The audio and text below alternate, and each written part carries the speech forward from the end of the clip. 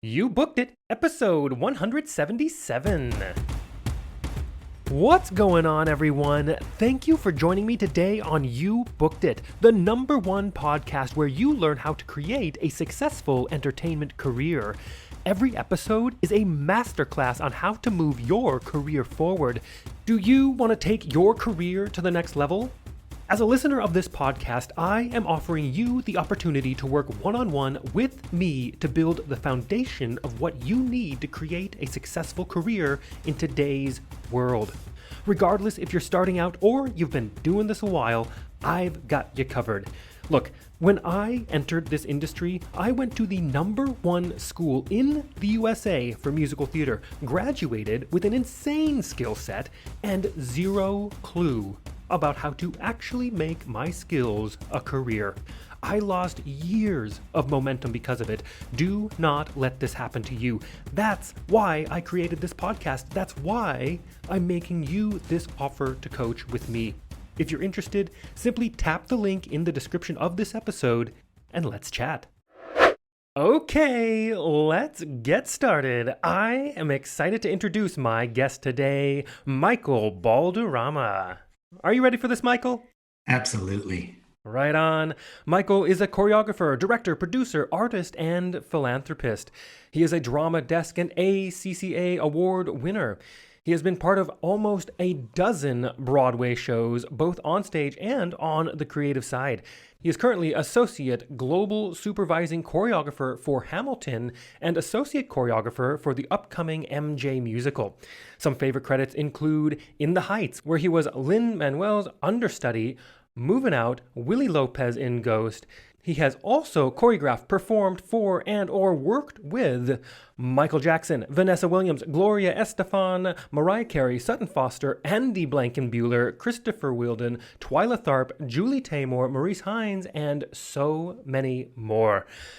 Michael, that is a quick intro of who you are and what you've done, but why don't you tell us a little bit more about yourself, fill in the gaps, and a little bit more about what you do as a professional in the entertainment industry?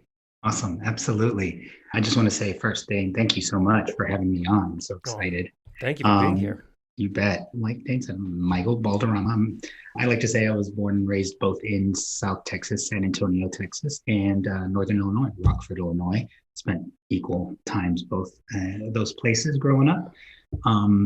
Currently married to one of the most inspiring women in the world, Liz Kimball, and we have a brand new son who is going to be 4 months old. His name is Mateo.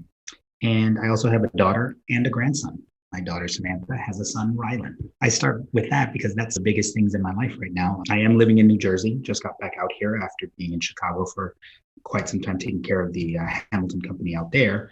But I'm back over here on the East Coast, sort of biding time to until the pandemic starts letting us all back into the theaters to get going.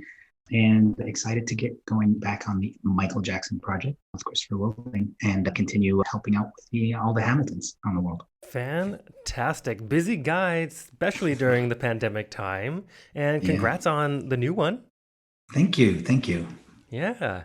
And let's dig into this first section here. And Michael, look, I am a sucker for a good quote.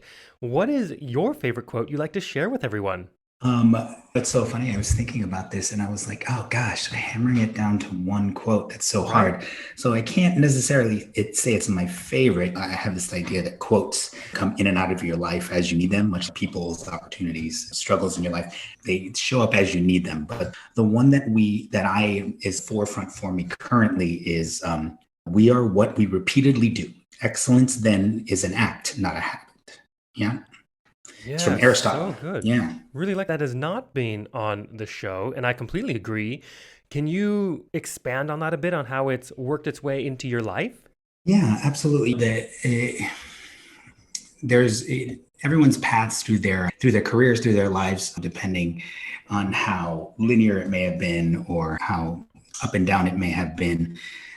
You can start to think and imagine yourself as just a certain type of person. And I've gotten caught in that myself. Well, I'm just this type of person. And as I've gotten older and started to realize that the thing that is consistent is something that I can control, which is small little acts of process small little acts of work throughout the day, sort of small morsels to chew of life that are forward progress. And this quote these days has really been sitting with me because excellence, as Aristotle said, is really just small moments of choice in moving forward and moving forward. That another quote, as they say, the journey of 1,000 miles starts with a single step. That's exactly what it is. You take it in little chunks, you take it in little bites. And when you find yourself in the Groundhog's Day lifestyle, as most of the world has for a while now, this past year, you really can hopefully filter your focus down to small things. And as long as those things are forward progress, you're going to continually find yourself progressing.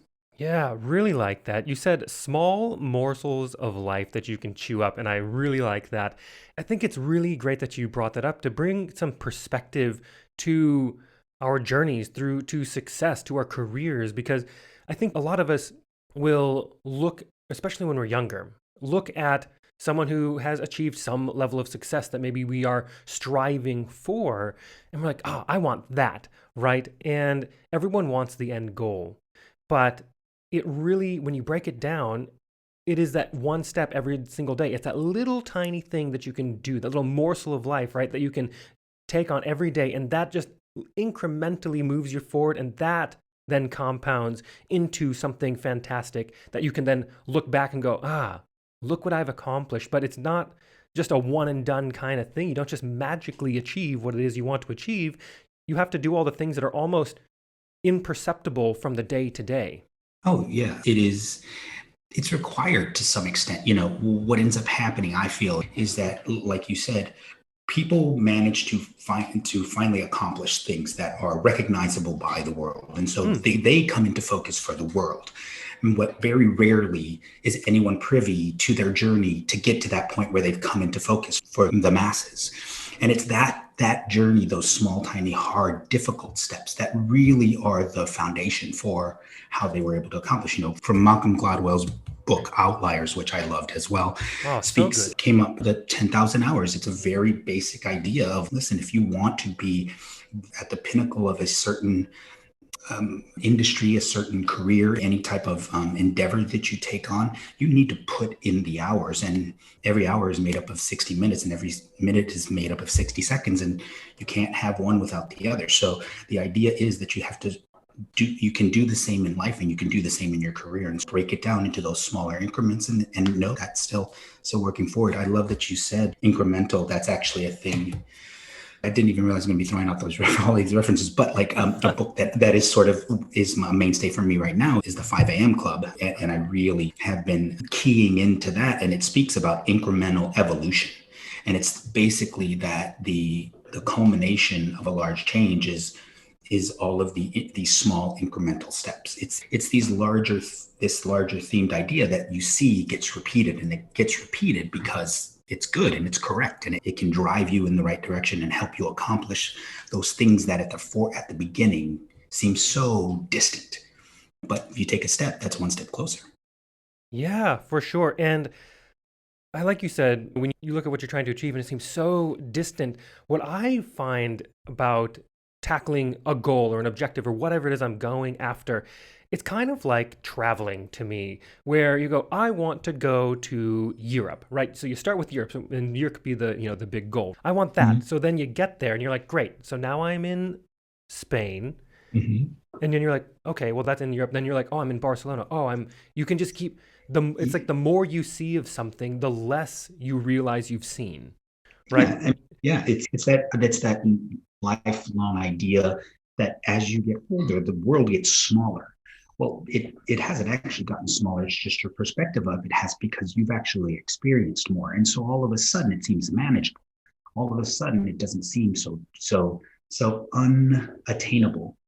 And the idea of crossing an ocean when you can barely cross, the street at a certain age seems completely unreasonable. And then as you get older, and as you put in the time and you put in the work to solidify your abilities in whatever career that may be, across the board in life, whatever it is that you're trying to accomplish, all of a sudden those feats, those crossing oceans, those getting to different continents, those meeting certain people and like having an audience with somebody within your industry, they get a little closer each time, and you get a little more focused, you get a little more confident, and you understand. And the things that were work to do on the small steps in the beginning, the way that you train your body in, well, in anything, but for me it was dance.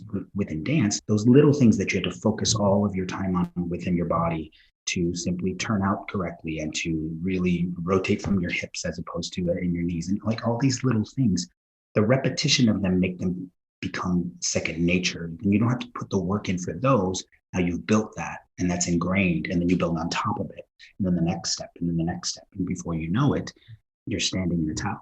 It's pretty wonderful the way that. Yeah, absolutely. And let's get into this next section here. And Michael, of course, you are an entertainer. I'm an entertainer. And I think that you'd agree that this industry can be one of the most subjective, brutally honest, and personally emotional industries in existence. And you know as well as I that in order to create and have a successful career in this industry like you're having now takes a lot of dedication and hard work. And while there is an outrageous amount of fun and excitement being an entertainer, doing what we do, there are also our fair share of obstacles, challenges, and failures we are going to experience and we're going to have to move forward through. So tell us, what is one key challenge, obstacle, or failure you've experienced in your career, and how did you come out the other side better because of it? Yeah, I was thinking about this, and it's funny because every time I thought about say a certain incident or a moment within my auditioning career or even my work process, the sort of consistent thing that came up, unfortunately, as my biggest obstacle, I would say, a lot of times was myself, is my getting in my own way. Something as simple as sort of a funny story for I think. Maybe it wasn't, but the chorus line revival was coming up, and I've been an oddball in the fact that like I was one of the few who always enjoyed going to auditions. It seemed to me like a free class. I just really went into it. I think that helped me in the audition process. That my mentality of it was like I was going there to enjoy myself within a process, as opposed to like stressing myself out about getting a job. This happened to be the one instance where when I went in to enjoy myself, what I didn't realize is that A Chorus Line was such an iconic and is such an iconic movie and show that the audition process is very well known. The audition combinations, like free and available to any and everybody. And basically I went in there, and as they started, quote, do with air quotes, quote unquote, teaching the choreography, I had never even seen it. I had never learned it. Everyone in the room seemed to know it. Everybody knew exactly what was going on. They maybe ran through it a few times, and then we were doing it in groups. I mean, it was very much they turned left, I turned right. I just was walking in the wrong direction. Like, it was probably one of the most embarrassing auditions I'd ever had. To boot, this happened to be when they were doing the behind the scenes. Thankfully, it never made it onto film anywhere, but that really gave me a solid point of reference to the only person I had. The only reason that went that way was me.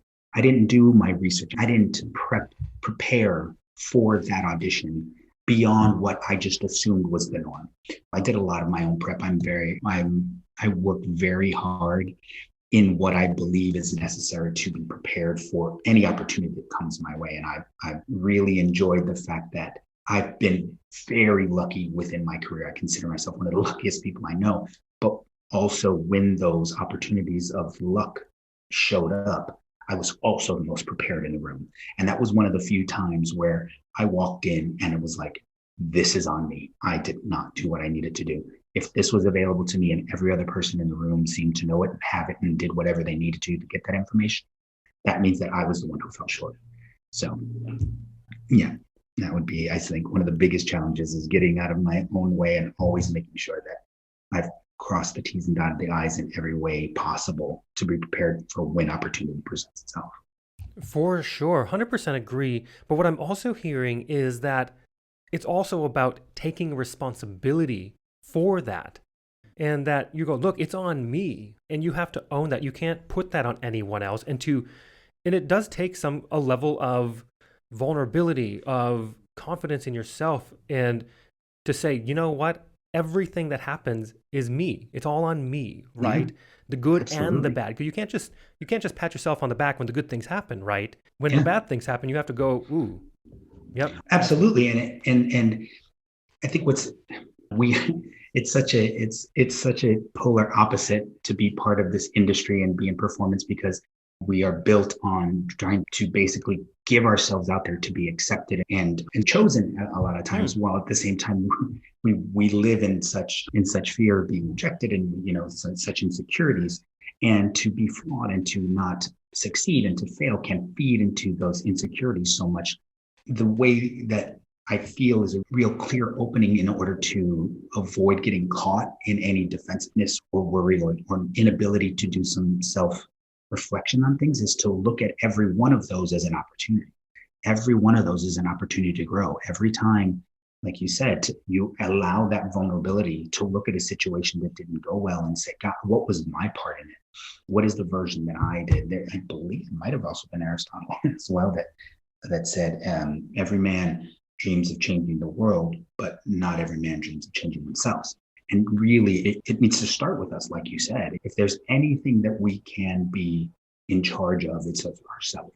So when we get into a situation, a circumstance, and we have the opportunity to look at what our part of the responsibility is, that always needs to be the first place that you start. And it's also where you're yes, going to gain the most growth. yes, yes, absolutely. So good. So glad you brought that up. It's such a huge lesson for everyone listening out there, especially if you're aspiring to be in this industry as a professional. Mhm. That is a massive part of being successful and having a long term career in this industry. Thank you for sharing that. Yeah.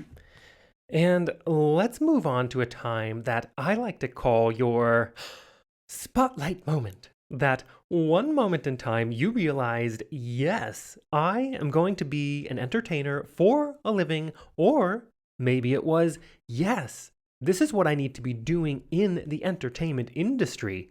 Tell us about that. Yeah, I thought back to that. So there's so many sort of spots along the way where we have these aha moments, as you say, these revelations.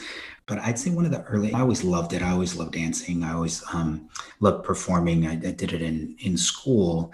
I didn't start training really directly in dance until right before I graduated high school. And I picked that as my real aha moment. It's what happened is I actually was going to go to my first outside of like theater dance class in school, in public high school, which can barely be called dance class. But I was going to go to a local studio where a friend of mine had asked me to come by. They were looking for boys, men, to be at the dance studio. And the first class I was supposed to go to, I ended up having that day having to have all four of my wisdom teeth pulled Ugh. unexpectedly. But I just did not want to miss this class. I didn't want not want to miss this opportunity. So I went in. I convinced my parents to still take me. I'm 17 at the time. It's a couple months before I graduate high school, and I went to just sit in and watch the dance class. And within 20 minutes, I had to get up. They convinced me that I could get up. I had cotton in my mouth and bleeding into my into the back of my throat. But it was actually that was even more of a realization. The fact that in that moment when I got up and I started trying to learn things, there's plenty of moments, like you said, that as I try to do something, the voices in your head start to go, oh, what do they, oh, you look stupid. Oh, this doesn't, feeding all these insecurities and working against you. And for that, in that magical moment, I remember specifically, it didn't dawn on me that was this disappearing of everything except what I needed to accomplish in that moment. It was a very surreal experience that I continue to have. I try and tap into it more because it's a little less often as you get older. But whenever I was in dance class in that very beginning, when I was trying to learn really the basics of dancing and I was so driven, I just remember in hindsight, I was never concerned on if I looked bad, if I did it wrong, if I was working so hard and wanted to do it and learn it so bad that like it was the it was almost meditative. I was so driven that everything else disappeared except for the work that I was trying to do, what I was trying to accomplish. And it was in that moment, more so about being a dancer, than a performer, but that's what I needed to do. And that's what I was going to spend my time and spend my life doing, which of course led to in what way would I be a dancer? And that was performance based. And then that led me into what I really realized is within that performance and even through dance, what I was really drawn to and needed to do was storytelling. And that's how I've gotten to where I was. But yeah, that dance class towards the end of high school with cotton stuffed in my former wisdom teeth positions was my aha moment of I need to spend my life creating and telling stories and moving.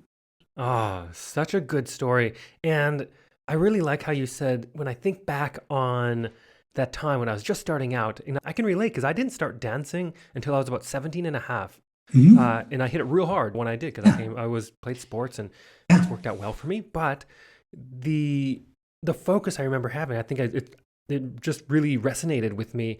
And you're right, it was just about improving and just being meditative, like you said, and just being in it.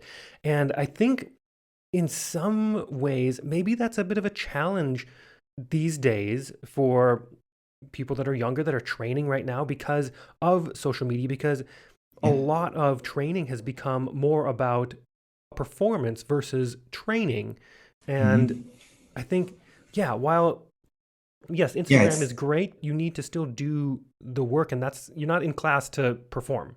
Yeah, and it's it's that double-edged sword, and hopefully we won't go down too far of a social media rabbit hole because I'm straddling and living within this sort of excited for the opportunities that it seems to bring, while also feeling like the old curmudgeon waving his fist on his yard, like "Arr!" like that's like that's not how we do it, and understanding that I think what I'm wanting is that everything has its time and place and everything has its benefits and its hindrances. And I think if you can afford, I think the kids today are going to be dealing with that difficulty, the fact that every morsel of every moment of their lives has the ability to be open for public consumption. And that's got to be daunting. That's got to be completely exhausting. While at the same time, that age old phrase, what doesn't kill you makes you stronger. They're going to come out with a skill set, and they're going to come out if they really manage it and learn at an age younger how to navigate what is, for lack of a better term, this isn't meant, negatively, but for the ability to compartmentalize when things have their place and when things don't. And when you're there to work and when you're there to learn you're there to literally create a space where you can fall down because that is making you better. That's where you really want to be able to make a safe space and do that for others so that growth can happen outside of judgment. And so the hope is that with all these new tools, like anything, like any sort of advances in society, you have to be conscious of how they are used, when they are used, and what they are used for. So I think that's a really large opportunity with a lot of pitfalls that like you said, that they have to deal with. But the hope is if you can, again, if you can really get into the place where you're there to just do the work and grow and push all of that out, you have the ability to push out more than, say, I would be, because I'm not used to that. So, Right. And it's really about your, about, like you said, compartmentalizing and focusing and being very specific and purposeful. mhm. That's it. Being purposeful about the way you use technology, the way you use training, Yeah, the way you use class, and to not just fall into, oh, let's film this because that's what we do. yeah. You have to be deliberate with your choices. Yes, for sure. And let's piggyback on that last question and talk about your number one booked it moment. Walk us Mhm. through that day, the auditions and callbacks, if they happen to be a part of it. Right. What was Yeah. going on in your life, and what about that moment makes it your favorite booked it moment? Yeah. I mean, I guess I'm very blessed to have several very strange and wonderful versions of this from how I ended up randomly working with Michael Jackson to how I ended up getting my equity card by crashing an audition in Vegas. It's just so fun. The one that actually sticks out to me is a combination of several little things that came to pass. I had just recently finished doing Urban Cowboy on Broadway. And so there was a general rush of auditions right after that for several shows. And It was a really great time. I was feeling really strong about where I was in the industry. And again, I was hitting all these auditions. I auditioned for Taboo. I auditioned for the workshop of Sweet Charity. I auditioned for Moving Out. I went through several processes of moving out, and the movement itself just really spoke to me. So then I was completely ecstatic to be getting a final callback to actually go to dance at the Richard Rogers on stage for Twyla Tharp with several other gentlemen. What was really crazy was that I had just received a call, two different calls, one that I had booked the workshop for Sweet Charity and one that I had booked Taboo. Cool. And they were waiting on an answer from me. And the call back for Moving Out happened to be on my birthday on May 29th. And so I went in on my birthday and danced for, I think, close to 5 hours, just me and about 5 other guys, several of my friends, good friends of mine. And it was just, again, like I said, I always enjoyed the audition process because it felt like a challenge and at the same time a gift. It felt like I just got to be working with people and surrounded by people that were firing with, on all cylinders, and really the energy and the enjoyment. And I liked having it feel like a sort of camaraderie type of feeling. That's exactly what it felt like, and felt really great on stage. And right afterwards, they actually pulled me on the side of the stage of the Richard Rogers, and they told me, they were like, Twyla would like to offer you this part. And I was just enthralled. And this speaks to my youth a little bit, and my exuberance, and at the same time, a little just diving into life. I was like, you know what? I haven't actually seen the show. Could I, before I make a decision, could I see the show? And they said, yes, we'll get you a ticket. And I was like, could I get 2 tickets? Because I have a friend, and there was a very good friend of mine who I had also known from Las Vegas, who had also just booked Taboo. And for as long as we'd known each other, we had never worked together. And so our first job together was going to be in Taboo on Broadway. So we went to see Moving Out that night. And as the lights came up at intermission, after I was just sitting there watching Moving Out and seeing what these dancers and what these performers were doing and this story that was being told, I turned and looked at her with just tears in my eyes. And I said, I'm so sorry. We are going to have to find another job to do, because I have to do this show. I have to do the show. And I actually called right in at intermission to let them know. I didn't even need to finish watching the show, that I would like to take the job, that I wanted to. And I stayed with the show until it closed. And it was also the beginning of a beautiful relationship with me and the Richard Rogers. I've been involved in 3 different shows there. I've spent about 6.5 years of my life, of my career in that theater. And it's like a home away from home there. I love the Rogers. Oh, such a good story. I love that you had to call him an intermission as well. You're like, yep, this is what we got to do. Yep. Doing it, taking it. So also good. the most challenging show I've ever done in my life. Like, it was a bit of there was some faith I had to have in myself to even accept that job. There was a little bit of me, because I didn't come from a classically trained, like, that was mostly company work, ABT, City Ballet, all sorts of company dancers that really inhabited that. And I was more of a comp kid and theater person who worked his way up from the West Coast. And to find myself on stage with all of these amazing people, like, it just, Elizabeth Parkinson, and with Keith Roberts, and it was just Karine Plata de Bajot, and just all of these amazing performers. And it ended up being the largest growth period of me personally, as a dancer, of my entire career. Wow, so good. I unfortunately never got to see that show, but I've consistently heard just stunning things about that show and how it was such a difficult show to perform. Mm-hmm. Yeah, it was amazing in the fact that it was one of the first shows that really catered to the difficulty of what they were asking the performers to do while still maintaining an 8-show a week schedule. And basically was one of the first shows to really pretty much completely double cast off stage. The principals, by the time I was there, were only doing 5 of the 8 shows, and the ensemble only did 7 of 8 shows, and everybody was sold out once a week. So it was a constant rotating. And so there was an equal number of offstage people as on. Oh, wow. But yeah, you need that. Otherwise, too many bodies break down, and then you have injuries, and then you go down that whole path. Oh, yeah, absolutely. We all know how that goes. And let's take a moment to talk about the present. What Mm. projects are you working on now? What are you looking forward to? And it's a weird time, right? We're amidst this Yeah. global pandemic. How do you see the entertainment industry moving forward in the next couple of years? Like I said, I've been very blessed in that I am keeping pretty busy in preparing. I will be leaving in and heading to Australia to set the brand new company of Hamilton out there in Sydney, Australia, very soon. And I'm excited Brilliant. about that. That's also while in tandem, I'm working with the amazing and brilliant and one of the most wonderful people in the world, Mr. Christopher Wilden. I'll be his associate choreographer for the new Michael Jackson musical.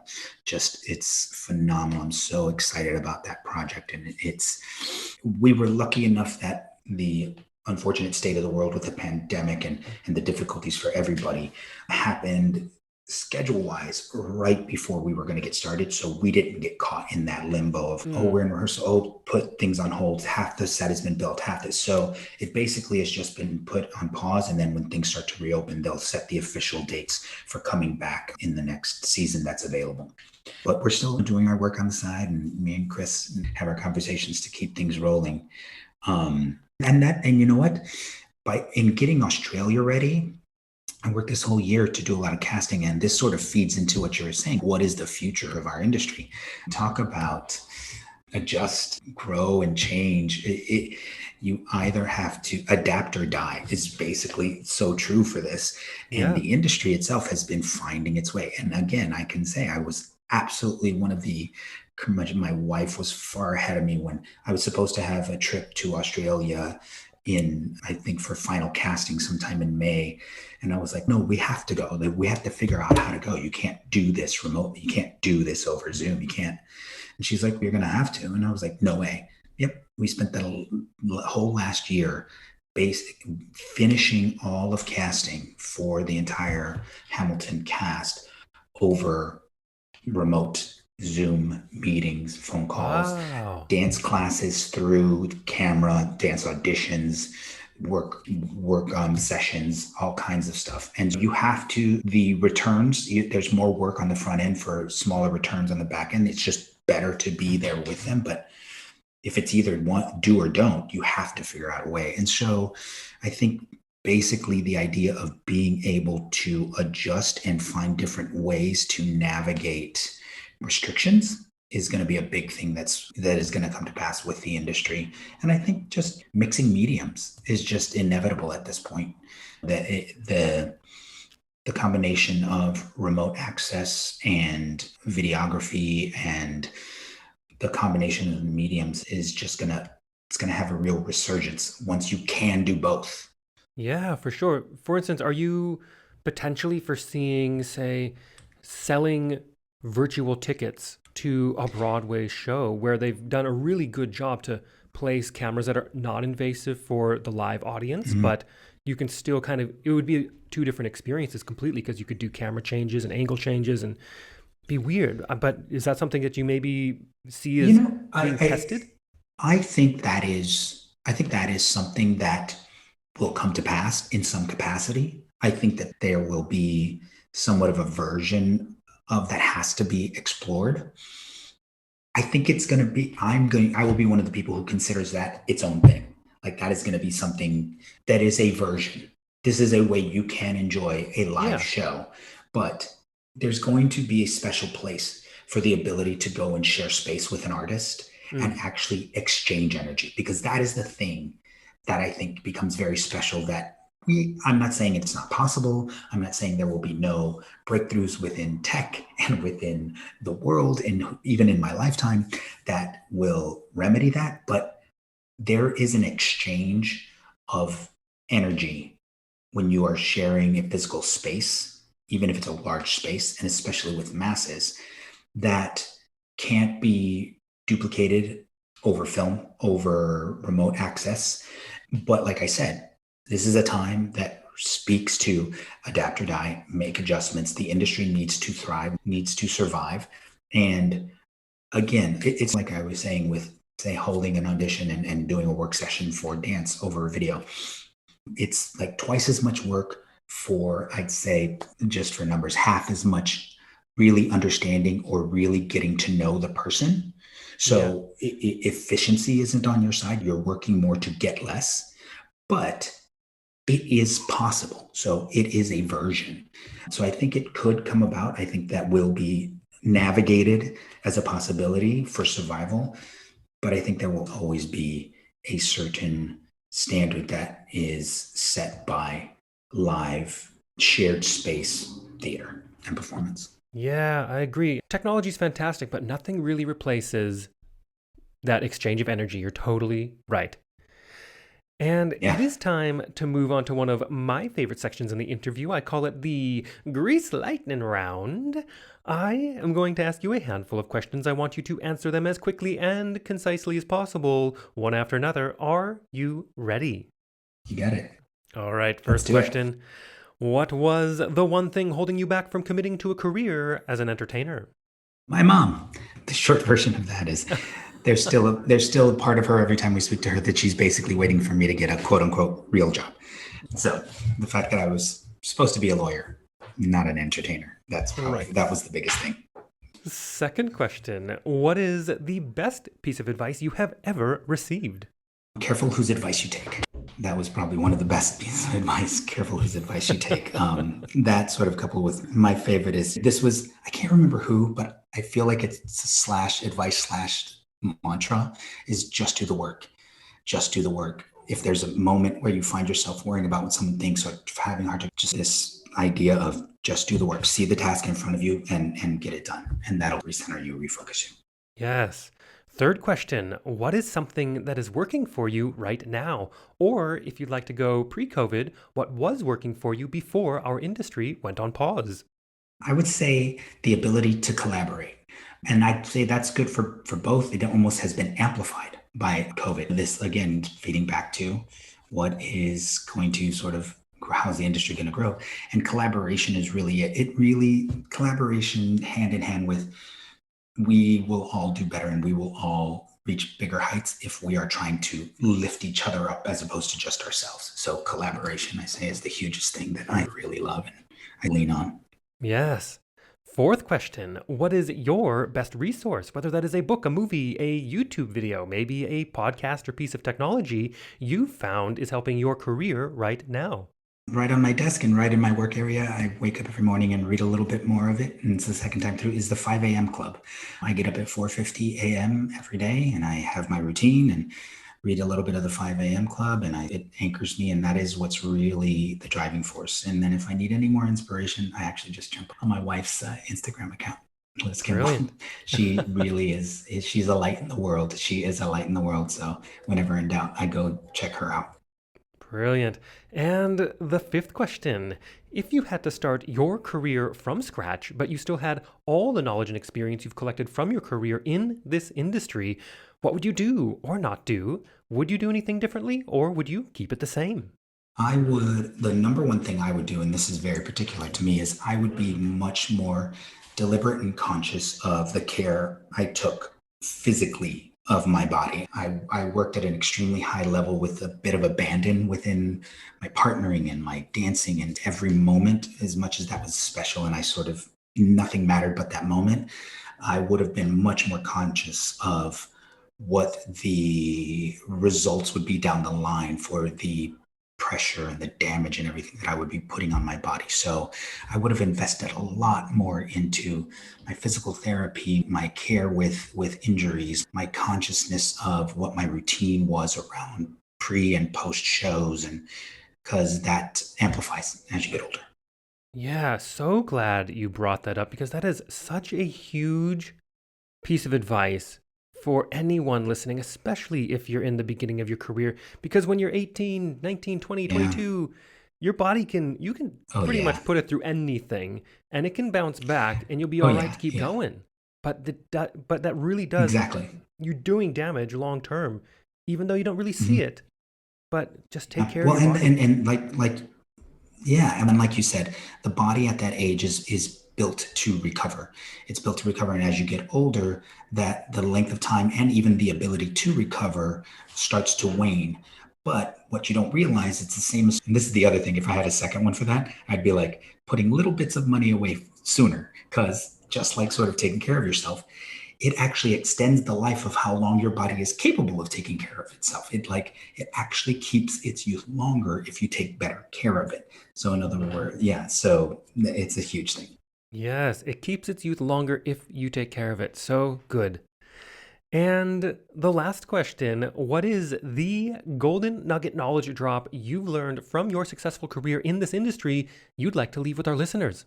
The last one little nugget I would say is that nothing is ever done. If you ever stop, then things will slowly dissipate and you will be done. It's this desire to always create and to be involved and to look for the ways to improve and look for new ways to create, and this old phrase, use it or lose it kind of thing. And it really speaks volumes, because for me, what that does is that feeds into the idea that every single artist, every single human is unique on this planet, which means that no matter what anybody says, anything that you imagine, anything that you create, anything that you come up with is unique in itself, and the world needs it.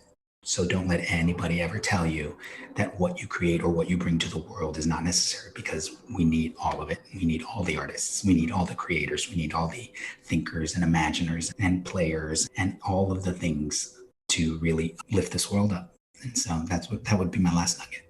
Brilliant. And that is an amazing golden nugget. Please, everyone, rewind that. You need to hear that again.